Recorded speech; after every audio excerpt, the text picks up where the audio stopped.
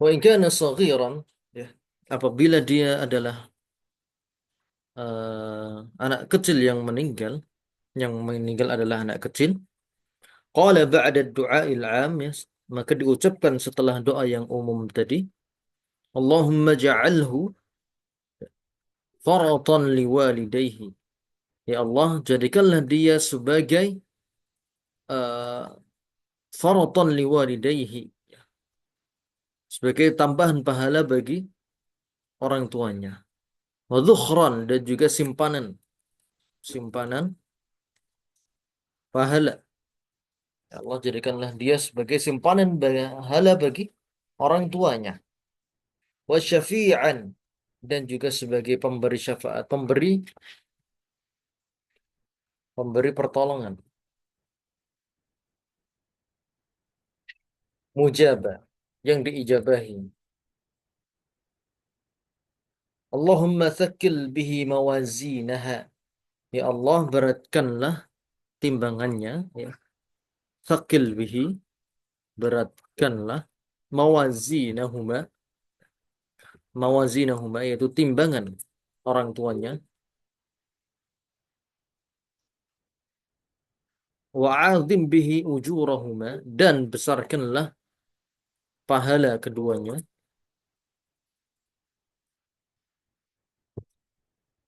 Waj'alhu fi kafalati Ibrahim, dan jadikanlah anak tersebut, ya, jadikan anak itu di bawah pengasuhan Ibrahim, ya. Ibrahim alaihi salam. Wa qihi bi rahmatika adzabal jahim, ya. Dan jagalah dengan rahmatmu dari azab neraka. Jagalah dengan rahmatmu dari azab neraka. Itu doa untuk anak kecil yang telah meninggal. Doa ampunan untuk dia, ya, walaupun dia memang maksum, ya, belum ada catatan. Dia belum mukallaf, dia belum ada catatan keburukan. Maka kita mendoakan bagi orang tuanya yang merasa, ya, sedih, ya, apabila ditinggal anaknya. Kita doakan semoga itu menjadi pahala, ya, pemberat timbangan sebagai simpanan, kemudian pemberi syafaat atau pertolongan yang diijabahi, ya. Kemudian sebagai pembesar pahala bagi kedua orang tuanya dan lain semacamnya. Baik. Tsumma yukabbir wa yusallim. Kemudian bertakbir yang keempat, ya. Ini berarti takbir yang keempat. Yang keempat, wa yusallim. Kemudian dia mengucapkan salam. Jadi di sini setelah takbir keempat langsung salam. Tulis. Setelah takbir keempat langsung salam. Ini pendapat banyak ulama, ya, terutama dalam mazhab Hambali, ya. Ketika, selesai takbir yang keempat atau setelah takbir keempat maka langsung salam, atau tidak ditambah dengan doa yang lain. Baik. Kemudian sabda Nabi Shallallahu Alaihi Wasallam yang menyebutkan tentang fadilah dari menyolati jenazah, itu hadis riwayat Muslim. Ma min rajulin muslimin yamutu fayakumu ala janazatihi arba'una rajulan la yushrikuna billahi syai'ah illa syafa'ahumullahu fihi.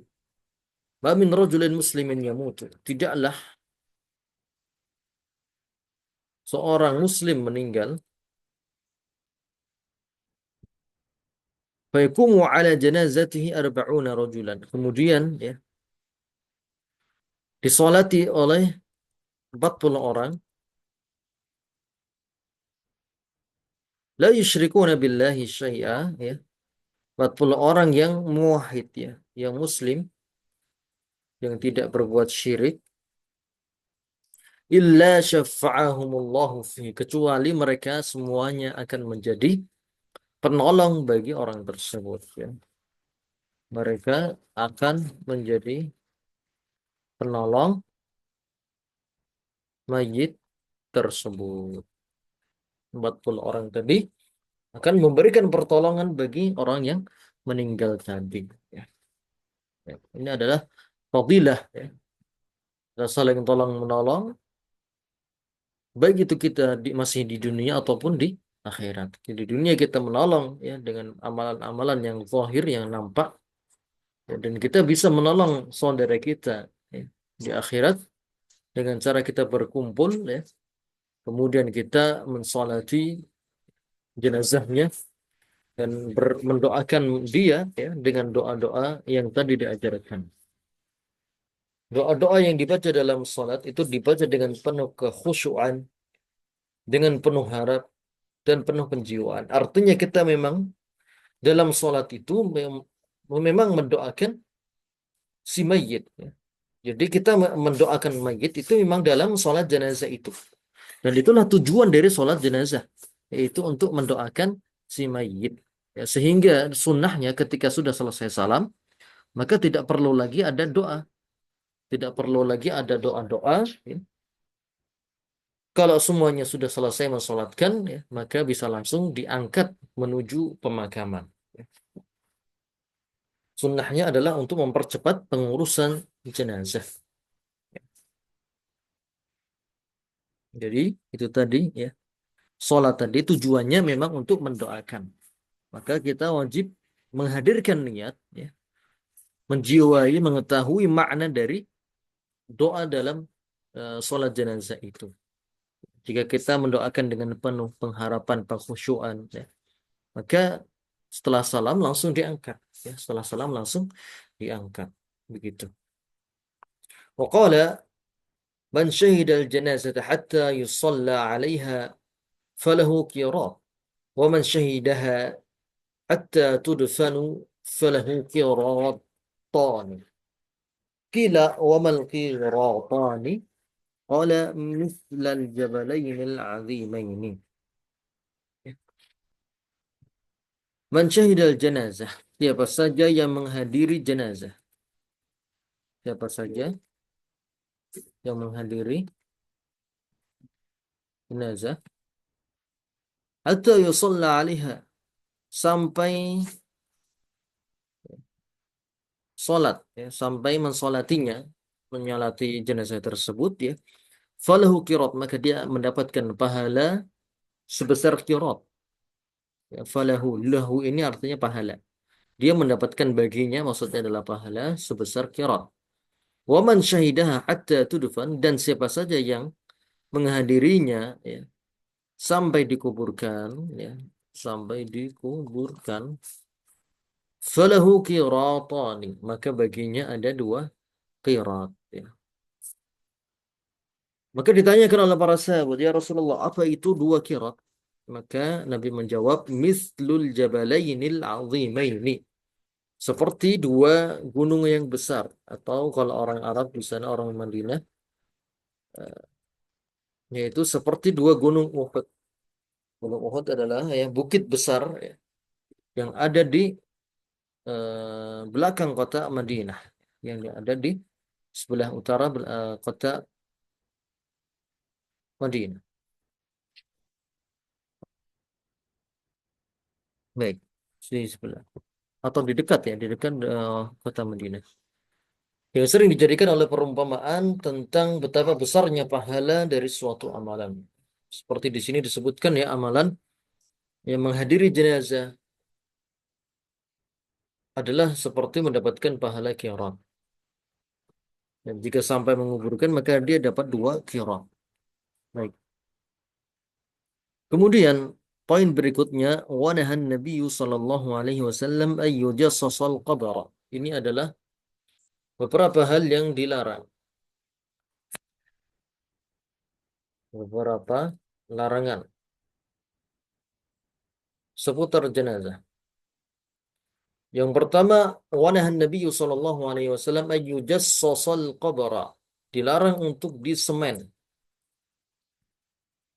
Disemen ya, atau di keramik ya, atau bahkan lebih parah lagi yaitu dibangunkan atap di sana, dibangunkan rumah-rumahan di sana. Itu merupakan sesuatu yang dilarang oleh Nabi Muhammad SAW. Kemudian yang kedua adalah wa ayyaqa'ada alaihi, kemudian yaitu diduduki. Diduduki atau diinjak yang lebih parah lagi. Jika diduduki saja tidak boleh, maka lebih parah dari itu seperti menginjaknya atau menjarah isinya, maka itu lebih tidak diperbolehkan. Kemudian yang ketiga, wa ayyubna alaihi, itu membangun di atasnya. Membangun bangunan di atasnya. Seperti rumah, gubuk, atau bahkan yang lebih parah dari itu membangun masjid di atas kuburan. Maka itu merupakan sesuatu yang sangat dilarang oleh Rasulullah sallallahu alaihi wasallam. Baik. Wa kana idza faragha min dafnil mayyit, dan apabila salah seorang telah selesai, di sini maksudnya dicontohkan oleh Nabi sendiri, apabila telah selesai dari menguburkan mayit, waqafa alaihi, maka kemudian berdiri. Jika telah selesai menguburkan, waqafa alaihi, maka berdiri di sisi kubur tersebut, kemudian memberi nasihat, berdiri, memberi nasihat bagi para pelayat. Memberi nasihat imamnya ini atau kiainya, memberi nasihat kepada para peziarah, keluarganya, ya, tetangga-tetangganya yang ikut melayat, ya, atau rekan-rekannya. Maka sang imam ini memberikan nasihat kepada mereka, yaitu dengan ucapan istaghfiru li akhikum was'alu lahu tasbit fa innahu al-ana yus'al.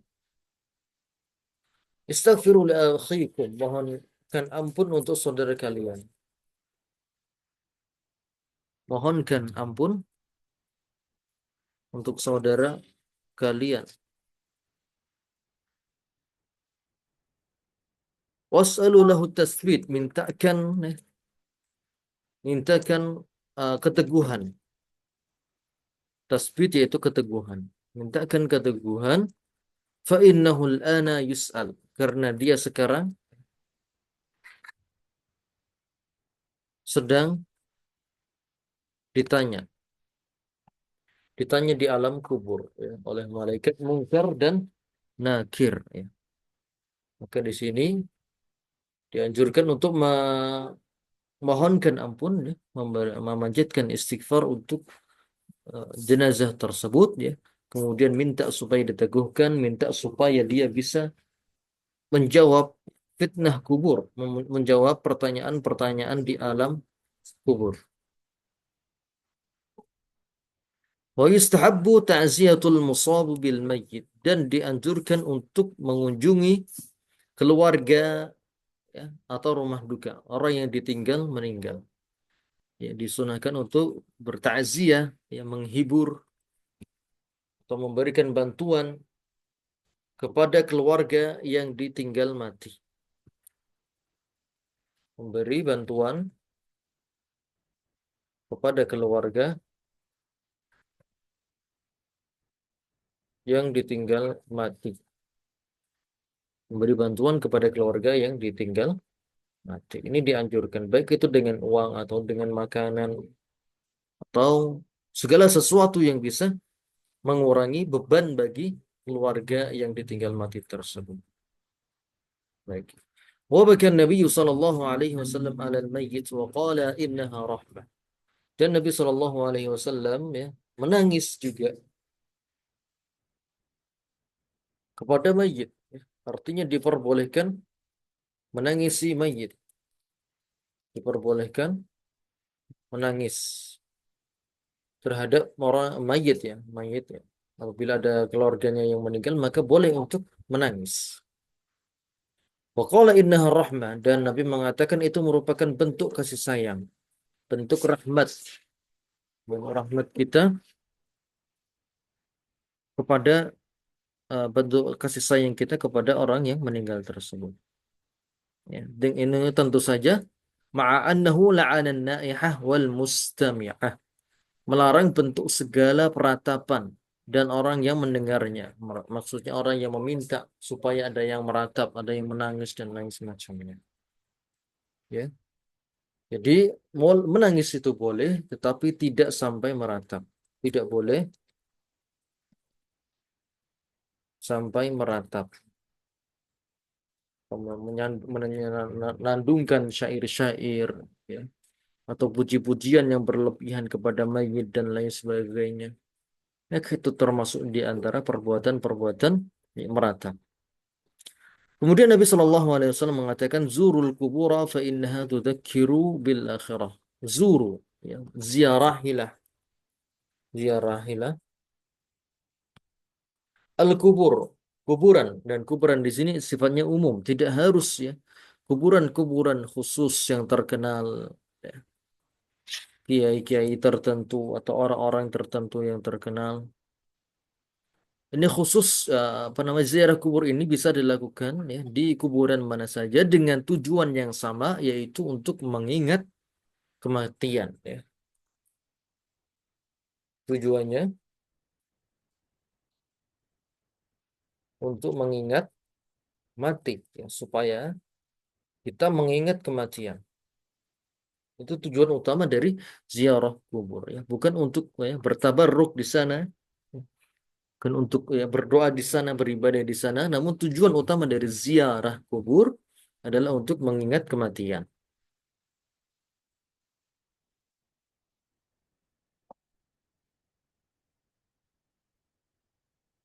Kemudian wayam bagi liman zaraha ayyakul, di antara sunnah dalam berziarah kubur yaitu mengucapkan ya, Assalamualaikum ahla dari qaumin mu'minin wa inna insyaallahu bikum lahikun. ويرحم الله المستقدمين منكم والمستأخرين نسأل الله لنا ولكم والعافية اللهم لا تحرمنا أجرهم ولا تفتنا بعدهم واغفر لنا ولهم نسأل الله لنا ولكم العافية.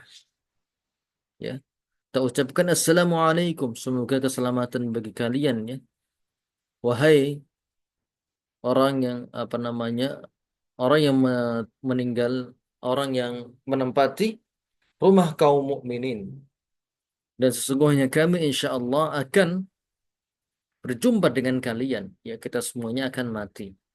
Wa yarhamullahul mustaqdimina minkum wal mustaakhirin, dan semoga Allah merahmati orang-orang terdahulu dari kalian dan juga orang-orang yang datang belakangan. Nas'alullah lana wa lakumul afiyah. Kita memohon kepada Allah bagi kami dan bagi kalian ya keselamatan. Keselamatan dunia dan juga keselamatan akhirat. Keselamatan di alam kubur dan juga keselamatan dari api neraka. Allahumma la tuharrimna ajrahum. Ya Allah, janganlah kamu haramkan bagi kami pahala-pahala mereka, ya. Wala taftinna ba'dahum, dan janganlah kamu buat kami terfitnah setelah kepergian mereka. Waghfir lana walahum, dan ampunilah kami dan juga mereka. Nas'alullaha lana walakumul afiyah. Kami mohon kepada kamu ya Allah, bagi kami dan bagi mereka keselamatan. Wa ayyu kurbatin fa'alaha wa ja'ala thawabaha li hayyin aw mayyitin muslim nafa'ahu dzalik. Baik, ini poin terakhir dari kitab Janais adalah apapun amal saleh yang di atas namakan mayit, maka akan bermanfaat baginya. Contohnya seperti sedekah, ya. Sedekah atas nama mayit, ya.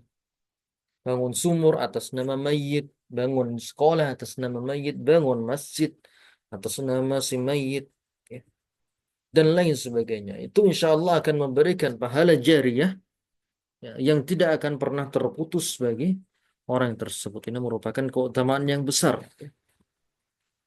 Orang tersebut tidak akan pernah terputus dari mendapatkan pahala. Itulah amalan-amalan yang dianjurkan untuk jadi kirim pahala di sini, ya, yaitu dengan cara bersedekah atas nama mayit tersebut, mendoakan ya, kebaikan bagi si mayit, semoga diampuni, semoga dibebaskan dari api neraka, ya. kemudian bersedekah atas namanya, dan lain sebagainya. Adapun yang menjadi khilaf adalah kirim doa kirim surat Al-Quran kepada ayat-ayat Al-Quran kepada mayit apakah sampai atau tidak. Beberapa ulama mengatakan nyampe, beberapa tidak ya. Namun sebaiknya kita ya, menjalankan yang telah jelas-jelas sahih ya. Yang telah jelas-jelas sahih yaitu mendoakan yang pertama tadi, memohonkan ampun semoga dosa-dosanya diampuni, kuburnya diluaskan ya, dijauhkan dari fitnah-fitnah yang mengerikan. Kemudian kita bersedekah atas nama orang tersebut. Insya Allah pahalanya akan terus mengalir. Wallahu taala a'lamu bishawab. Baik, apabila ada yang ingin ditanyakan terlebih dahulu sebelum kita lanjut ke poin berikutnya dari kitab zakah.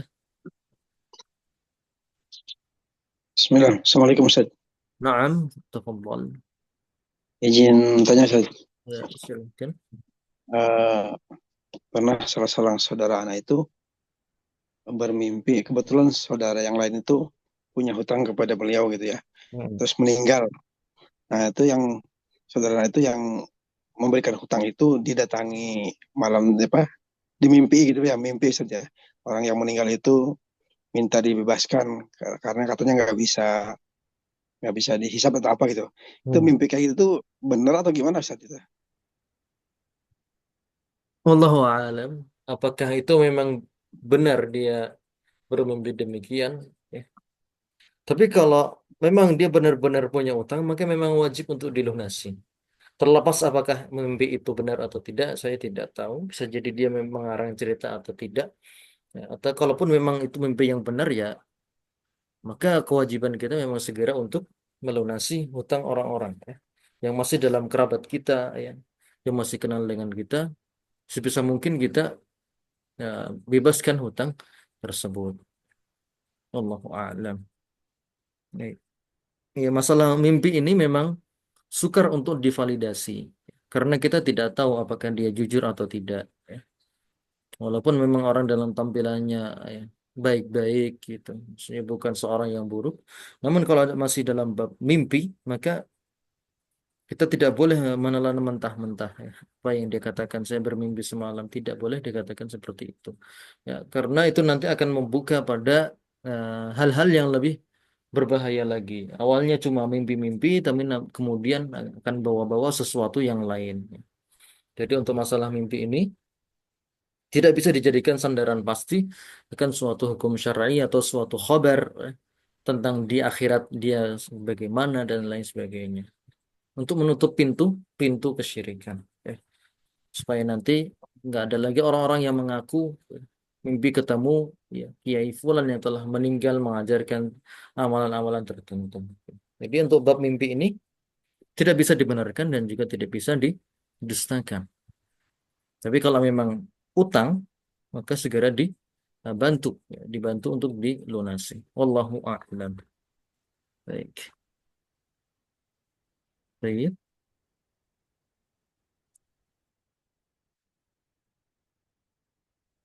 Kita lanjutkan sedikit ya, masih ada 10 menit. Kita zakah, pengantar, pengantar dulu.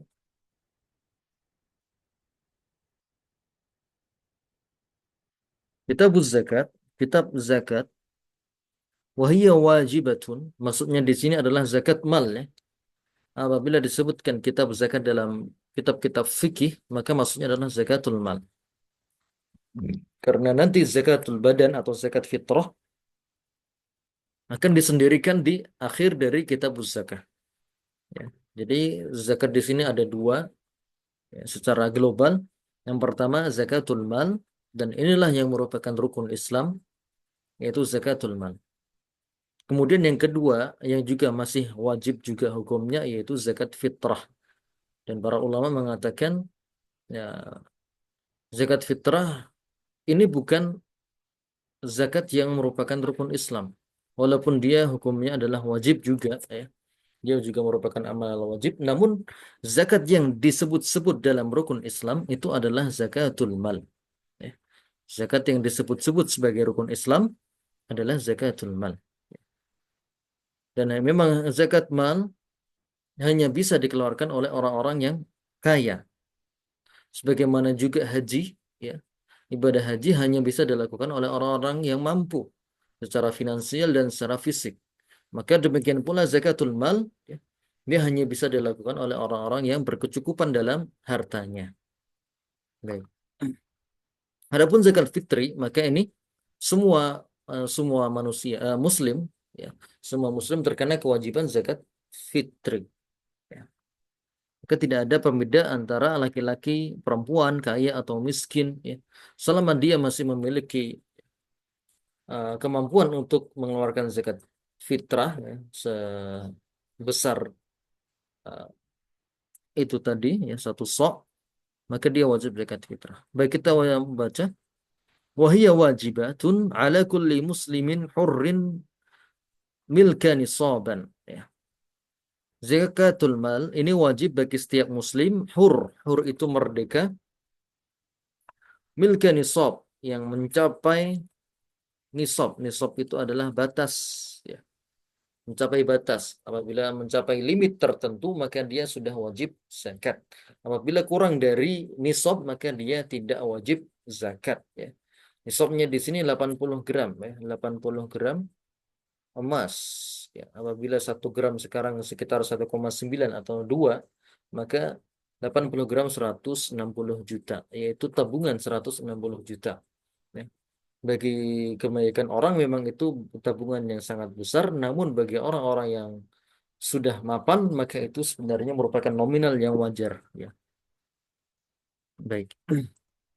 Milka nisab, dia mencapai nisabnya. Dan nisabnya nanti akan berbeda-beda ya. Adapun untuk emas maka 80 gram. Ini juga berlaku untuk uang. Ya. Baik. Wala zakata fi malin hatta yahula alaihi al-haul. Dan juga haul. Haul itu artinya genap 1 tahun. Genap 1 tahun dan tidak diapa-apain harta tersebut, mengendap ya. Harta tersebut mengendap selama 1 tahun. Apabila harta tersebut tidak mengendap, terus-menerus berputar ya. Mungkin dia seorang pedagang ya, atau seorang kontraktor ya dapat uang 100 juta, bulan depan dia dibelikan ini, bulan depan balik lagi 150, kemudian dibelikan lagi 100 dan segala macamnya. Ya, dia tidak mengendap, maka di sini dia tidak mendapatkan kewajiban zakat. Karena zakat adalah syaratnya setelah selain mencapai nisab dia juga mencapai haul. Haul itu 1 putaran tahun. Illa al-kharija minal ardi, kecuali yang dikeluarkan dari bumi yaitu barang tambang.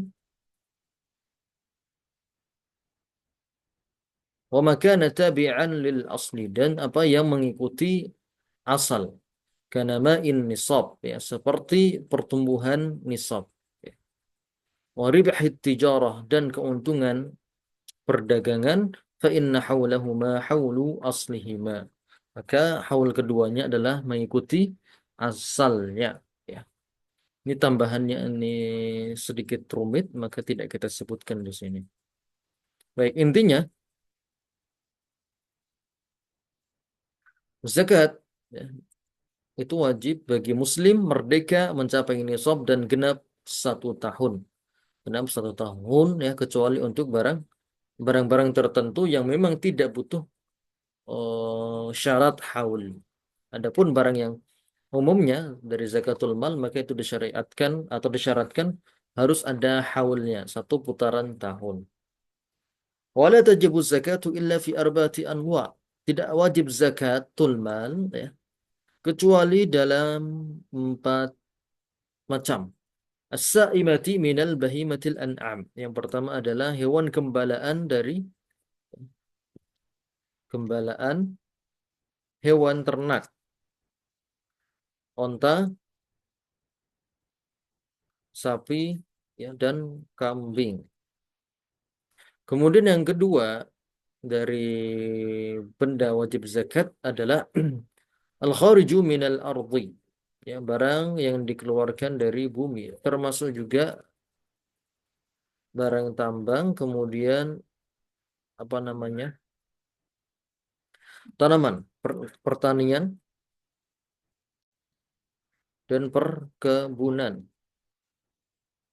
Al-kharju minal ardi yaitu barang yang tambang atau barang pertanian, hasil tani, padi, gandum atau perkebunan ya, atau perkebunan seperti kurma dan anggur.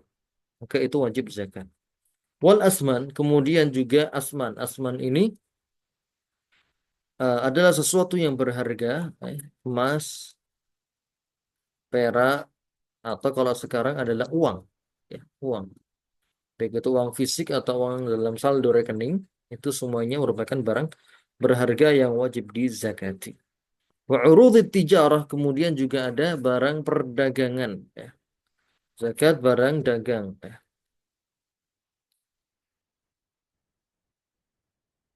Barang-barang yang dijual, maka itu juga kena uh, zakatnya. Baik. Sekarang kita akan masuk ke zakatus saim atau mungkin cukupkan di sini saja. Insya Allah kita pekan depan akan mulai membahas tentang zakat hewan ternak karena ini merupakan pembahasan yang cukup panjang. Baik, wallahu taala a'lamu bishawab. Apabila ada yang ingin ditanyakan, tafadhol sebelum kita akhiri.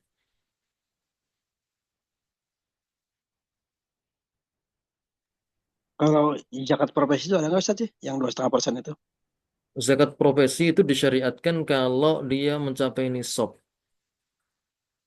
Ya. Ada syaratnya. Jadi tidak semua gaji langsung dipotong. Ya.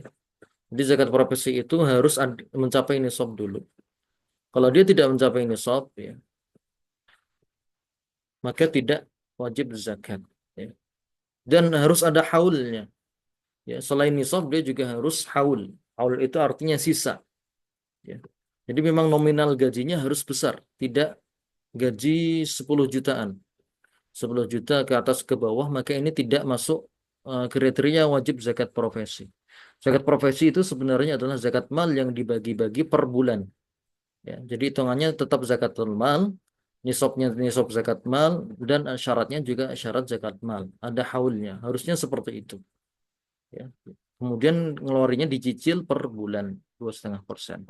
Ya, kalau dia tidak nyampe nisab, ya, nisabnya tadi seperti tadi dikatakan 80 gram emas atau sekarang 160 juta, ya, sekarang 160 juta. Kalau dikumpulin selama 1 tahun, dan ini adalah gaji sisa, bukan gaji yang habis. Ya. Jadi berarti gaji dia lebih dari 160 atau mungkin berkali-kali lipat, bisa 10 kali lipat. Yang mana itu nanti akan dikurangi dengan biaya kehidupan dia. Ya, biaya kehidupan dia, dia butuhnya berapa 1 bulan, ya, kemudian dikurangi. Dan jika masih ada sisa, maka itulah yang nanti akan dihitung. Apabila ternyata pengeluarannya lebih tinggi daripada nisab tadi, ya, mungkin pendapatan 1 tahun 160, tapi pengeluarannya juga mungkin sama seperti itu, maka dia hakikatnya tidak memiliki simpanan. Tidak memiliki simpanan, jadi para ulama mengatakan itu bukanlah orang yang wajib zakat. Allahu a'lam. Mungkin ini memang masih ada beberapa perdebatan tentang zakat profesi tersebut. Ya. Mereka mengkiaskan dengan banyak hal dan ini pembahasannya juga cukup rumit. Ya. Namun untuk banyak ulama Saudi, ya, yang mengatakan bahwasanya tidak, ya, tidak ada zakat mal kecuali tadi. Ya. Syaratnya memang hartanya banyak, memang itu sisa, ya. Sisa kemudian mengendap selama 1 tahun. Wallahu a'lam bishawab. Baik, seperti itu.